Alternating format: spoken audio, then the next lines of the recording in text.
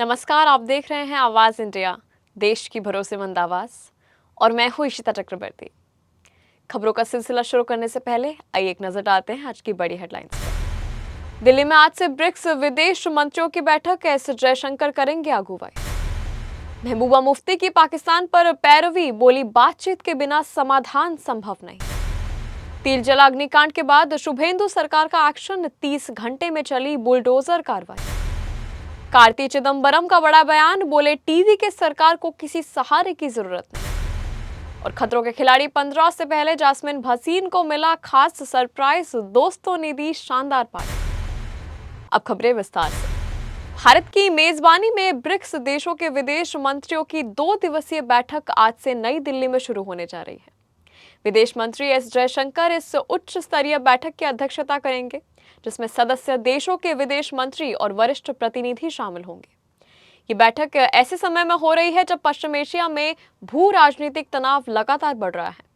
भारत की अध्यक्षता में आयोजित ये ब्रिक्स की पहली बड़ी मंत्री स्तरीय बैठक मानी जा रही है। माना जा रहा है कि इस बैठक में वर्ष के अंत में होने वाले ब्रिक्स शिखर सम्मेलन का एजेंडा तय किया जाएगा। पीडीपी प्रमुख महबूबा मुफ्ती ने भारत पाकिस्तान संबंधों को लेकर बड़ा बयान दिया। उन्होंने आरएसएस नेता दत्तात्रेय होसबाले के उस बयान का स्वागत किया जिसमें दोनों देशों के बीच संवाद का रास्ता खुलने की बात की गई थी।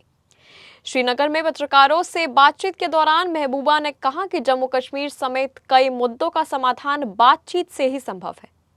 पीडीपी हमेशा से पाकिस्तान के साथ संवाद जारी रखने की पक्षधर रही है। पूर्व प्रधानमंत्री अटल बिहारी वाजपेयी के बयान, आप दोस्त बदल सकते हैं लेकिन पड़ोसी नहीं, का जिक्र करते हुए उन्होंने बातचीत की जरूरत पर जोर दिया।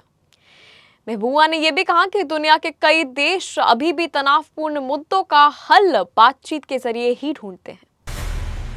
पश्चिम बंगाल में तिलजला अग्निकांड के बाद मुख्यमंत्री शुभेंदु अधिकारी की सरकार एक्शन मोड पे नजर आई। कोलकाता के तिलजला इलाके में अवैध चमड़ा फैक्ट्री में लगी भीषण आग में 2 लोगों की मौत और 5 लोगों के घायल होने के बाद प्रशासन ने सख्त कदम उठाए। जीजे खान रोड स्थित बहुमंजिला इमारत की दूसरी मंजिल पर अवैध रूप से फैक्ट्री संचालित की जा रही थी, जहां सुरक्षा मानकों का भी अभाव था। घटना के बाद मुख्यमंत्री ने जांच कमेटी गठित की और रिपोर्ट आने के 30 घंटे के भीतर अवैध ढांचे को गिराने के आदेश दे दिए हैं।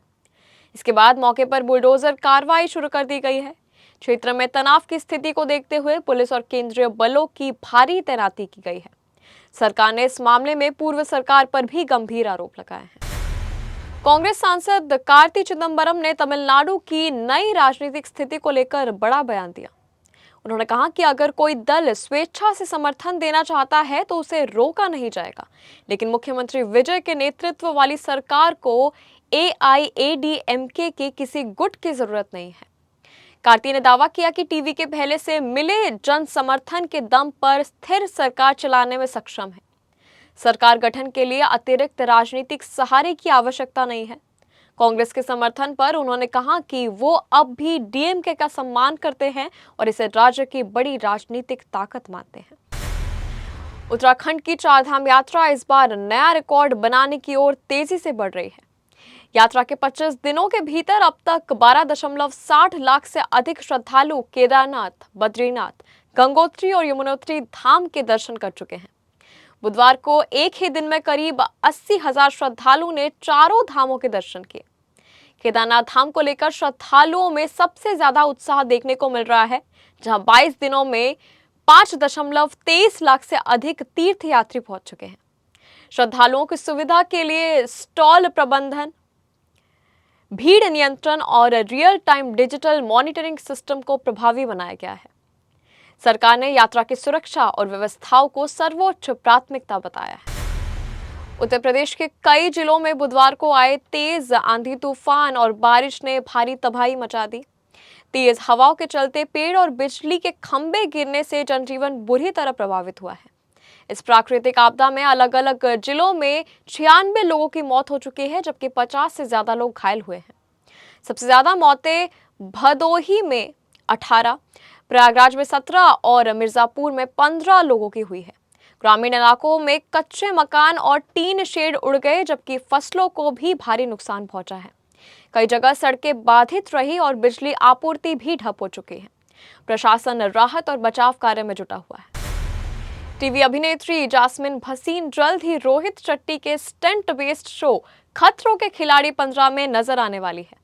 शो में शामिल होने से पहले उनके दोस्तों ने उन्हें खास पार्टी देकर सरप्राइज दिया। सोशल मीडिया पर वायरल तस्वीरों में जास्मिन अपनी गर्ल्स गैंग के साथ खुशी के पल बिताती नजर आई। पार्टी में भारती सिंह समेत उनके कई करीबी दोस्त मौजूद रहे।